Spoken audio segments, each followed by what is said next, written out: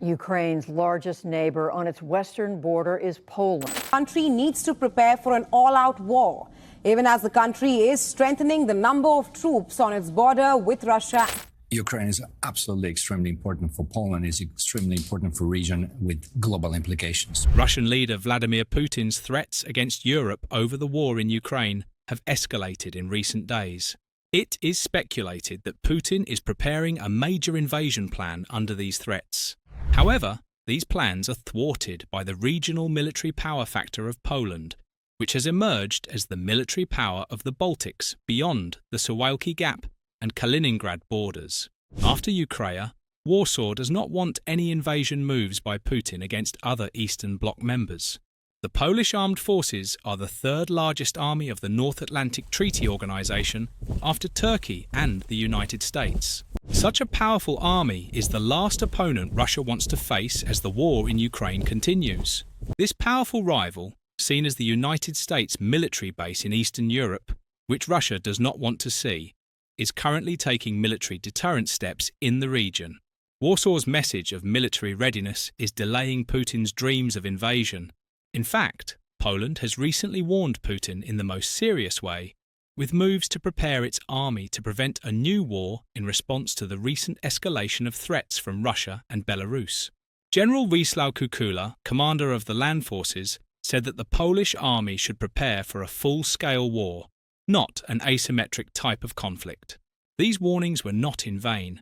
We learned again how serious Poland is about this when Russia intervened in one of its recent attacks on Ukraine. The mobilization of the Polish Air Force after Russian forces targeted Ukrainian cities shook the world agenda. We will now explore this situation in full detail. But first, please do not forget to subscribe to our channel, turn on notifications, and give us a like to be informed about our content. On the night of February 1, Russia bombarded Ukraine with missiles, attack drones, and aerial bombs throughout the night. Ukrainian President Volodymyr Zelensky made statements on social networks after the brutal attack. According to the statements, the attack targeted Poltava, Zaporizhia, Odessa, Sumy, Kharkiv, Khmelnytsky, and Kiev regions. Unfortunately, this comprehensive attack caused casualties and injuries. The effects of the attack were not regional. Poland, Ukraine's eastern neighbour, has hardened its stance against Russian brutality. Already throughout the war, whether accidentally or deliberately, Russian missiles and attack drones had been plaguing Poland. The Polish military reported that it had scrambled fighter jets and brought its ground-based air defence system to the highest state of readiness following Russia's attack on Ukraine. The Polish Armed Forces Operations Command said that the steps taken are aimed at ensuring security in the regions adjacent to the threatened areas. The Operations Command reiterated that such measures are standard procedure when threats are detected close to Poland's borders. This incident is just one link in a long-standing chain. The first major incident in Poland took place on November 15, 2022, when a missile, believed to be an anti-aircraft weapon launched from Ukraine, fell on Przewodów, a village in Lubelski province near the Ukrainian border. The explosion killed 2 men working at a grain drying plant. This violation marked a turning point in the perception of the war's proximity to Poland.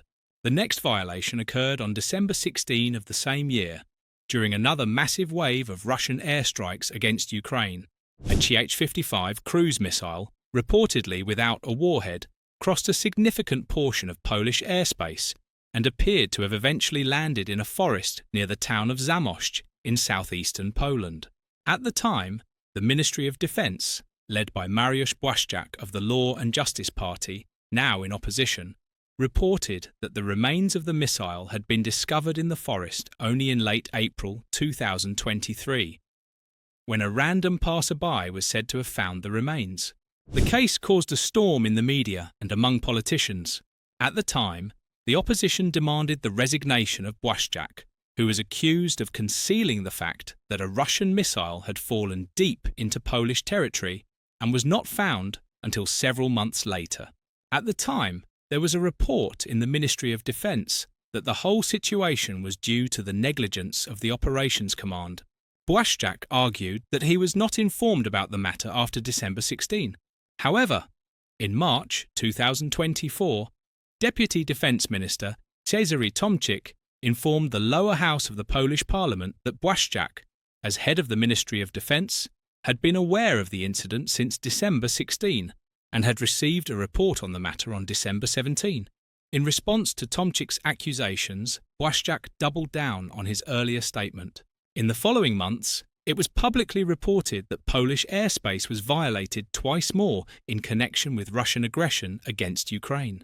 On December 29, 2023, the Operations Command reported that an unidentified aerial object flew from the Ukrainian border into Polish airspace that morning and was observed by radar from the moment it crossed the border to the point where the signal disappeared.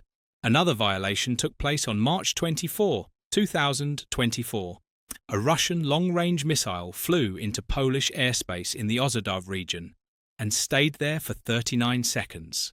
The most recent violation probably occurred when a Shahed drone was detected over the Ukrainian city of Chervonorad. The object was confirmed by 3 radar stations during a major Russian airstrike targeting multiple regions in Ukraine, including areas near the Polish border. The object, believed to be an IHA, disappeared after travelling 25 kilometres into Poland. These attacks were met with reaction and anger in the Warsaw government. The Warsaw government has taken much tougher measures, aiming to undermine Kremlin leader Vladimir Putin's war pressure. Most recently, despite the North Atlantic Treaty Organization's opposition, the Polish foreign minister said that Poland and other countries bordering Ukraine have a duty to shoot down incoming Russian missiles before they enter their airspace. Radosław Sikorski said in a statement that Warsaw has an obligation to ensure the security of its citizens, despite fears that interventions on Ukrainian territory could involve the Atlantic Alliance in Russia's war against Ukraine. Sikorski added that North Atlantic Treaty Organization membership does not preclude each country's responsibility to protect its airspace, which is a constitutional duty. Earlier this summer, Poland signed a bilateral security agreement with Ukraine in which the two countries committed to study the possibility of intercepting missiles and drones in Ukrainian airspace fired towards Polish territory, following the necessary procedures agreed by the relevant states and organizations. However, the outgoing North Atlantic Treaty Organization Secretary-General, Jens Stoltenberg, rejected the offer, saying the alliance risked becoming part of the conflict. Sikorski insisted on his country's right to intervene after a suspected Russian drone entered Poland on August 26. Polish authorities were searching for the drone, which may have landed back on Ukrainian territory after veering off course, possibly during a Russian mass missile attack on Ukraine. Sikorski noted that the risk of loss of life in Poland increases the closer a missile is to its target when it is intercepted. Hence the preference to shoot it down at a higher altitude over Ukraine. Some Western officials believe such a policy would blur the red lines on Western intervention, possibly leading to Russian retaliation. In response, Kiev has pushed its Western allies to become more involved in the war, including providing air defense cover over Western Ukraine from batteries located on North Atlantic Treaty Organization territory. The government has also repeatedly urged its allies to impose a no-fly zone over Ukraine. The North Atlantic Treaty Organization has rejected such calls, saying they could lead to direct conflict with Russian forces. The Ukrainians are putting a lot of pressure to allow Poland to intervene in Russian missile and IHA violations because Ukraine does not have the air defense resources to cover all its territory well, especially Western Ukraine at the moment. In this context, Poland is trying to counter Russian aggression by airlifting fighter jets, while in the background it is developing its missile defense facilities. With these capabilities, Poland aims to have a protective umbrella over its Eastern European territories. This is because Vladimir Putin's tyranny has gripped the whole of Eastern Europe, especially Ukraine. If Ukraine falls, Poland will be the next inevitable target. In the face of these dangers, the Warsaw government's efforts to protect its country deserve appreciation. After years of construction delays and other problems, the Aegis Ashore ballistic missile defense facility is finally becoming operational. Located in Redzikowo, Aegis Ashore Poland was added to the operational capability baseline in September 2023, with upgrades to the original design and state-of-the-art integrated electronic security system. Aegis Ashore Poland was delivered to the United States Navy on October 1, 2023 for operational use and maintenance. It will operate under the North Atlantic Treaty Organization Allied Air Command at Ramstein Air Base in Germany, overseeing command and control of the North Atlantic Treaty Organization's ballistic missile defense systems and reinforcing the alliance's commitment to improving integrated air and missile defense. IAMD's mission is to protect the territory, people and forces of North Atlantic Treaty Organization member states against any air or missile threat. The facility is the second United States military installation in Europe. Aegis Ashore Romania has been operational since 2016. The Aegis Ashore sites in Poland and Romania, and a specialized test version of the system in Hawaii, have the same core configuration. These sites consist of elements taken from the Flight 2IA Arleigh Burke-class destroyer design and moved to a land-based arrangement. This includes a deckhouse building modelled after the Arleigh Burke's main superstructure, containing the critical Aegis combat system and AN/SPY-1 radar, as well as other support systems and work areas. There is also a separate above-ground structure containing an array of Mk-41 vertical launch systems found on Arleigh Burke's and many other United States and foreign warships. Variants of the Standard Missile-3 surface-to-air missile are the primary interceptors used with the Aegis Ashore systems in Poland and Romania. These systems are designed to neutralize ballistic missiles outside the Earth's atmosphere using a kinetic kill vehicle at mid-flight. Instead of using a conventional explosive warhead, the kill vehicle destroys its target on impact. The latest version of the SM-3 family is the Block 2A version, developed in cooperation with Japan, which is much larger and more capable than previous versions. In the past, there has been talk of integrating additional interceptors into the Aegis Ashore system, especially in light of growing concerns about new hypersonic weapons. The Mk-41 VLS is a modular launcher that can already accommodate a number of other weapons, including the SM-6. The SM-6 is a multi-purpose design, and more optimized versions have been developed for use against hypersonic threats. The glide phase interceptor, currently under development, could be another future interceptor option for Aegis Ashore. There has been talk in the past about the potential for Aegis Ashore facilities to fire missiles beyond surface-to-air missile interceptors, particularly Tomahawk land attack cruise missiles. The United States government has long denied any intention to integrate weapons such as the Tomahawk into Aegis Ashore, and has also been prohibited from doing so under the Intermediate Range Nuclear Forces Treaty, or INF. This treaty, originally signed between the United States and the Soviet Union, remained in force between the United States and Russia until 2018. The collapse of this treaty raises the possibility of long-range cruise missile threats in Europe. The launch of Aegis Ashore Poland will be an important milestone for the project, which has been a saga for the last 14 years. Meanwhile, the Polish military is developing its first ballistic missile. This program has the potential to shake up regional power dynamics and provoke reactions far beyond Eastern Europe. At the heart of the effort is the Polish Armaments Group, tasked with designing a three-stage rocket capable of carrying payloads of up to 40 kilograms to altitudes in excess of 100 kilometers. This new missile is called the Three-Stage Rocket System for Research Payloads. The name may lack panache, but the system itself is far from ordinary, for it is more than just a research tool. This new ballistic missile is seen as a technological stepping stone towards Poland becoming a serious player in advanced missile systems. While the immediate goal of the ballistic missile is to improve research capabilities, it is impossible to ignore the wider implications. Before its key features, this ballistic missile can reach Moscow in a matter of minutes once the development phase is completed. The domestic ballistic missile program, with reusable components and solid fuel engines with impressive thrust, points to something much bigger. The missile's engine, a solid-fuel design, is a testament to Poland's engineering ambitions. At full fuel, the missile is 1.79 meters long and weighs 148 kilograms, producing a maximum thrust of 39,500 newtons. Its total thrust of 251,000 newton-seconds is more than enough to power research payloads or something more strategically important in the future. What makes this system particularly interesting is its potential for scalability. While the current design aims to advance R&D, it is not hard to imagine this project evolving into a much more capable weapon.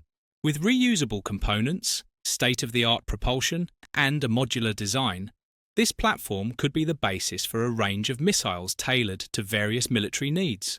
Poland has already proven that it is not afraid to invest heavily in defence, and this project fits in with its strategy to become a military heavyweight in the region. Led by Wojskowe Zakłady Lotnicze nr.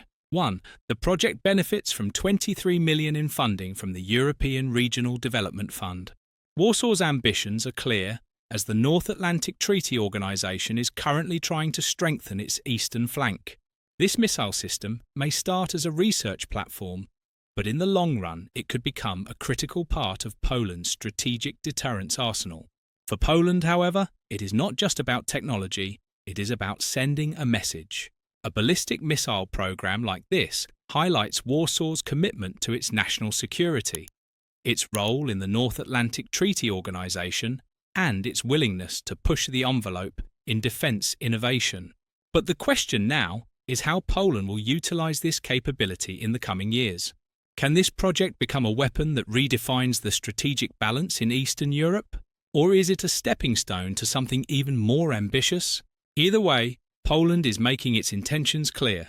The Warsaw government is no longer content to rely solely on imported firepower. As the program is still under development, much remains unclear.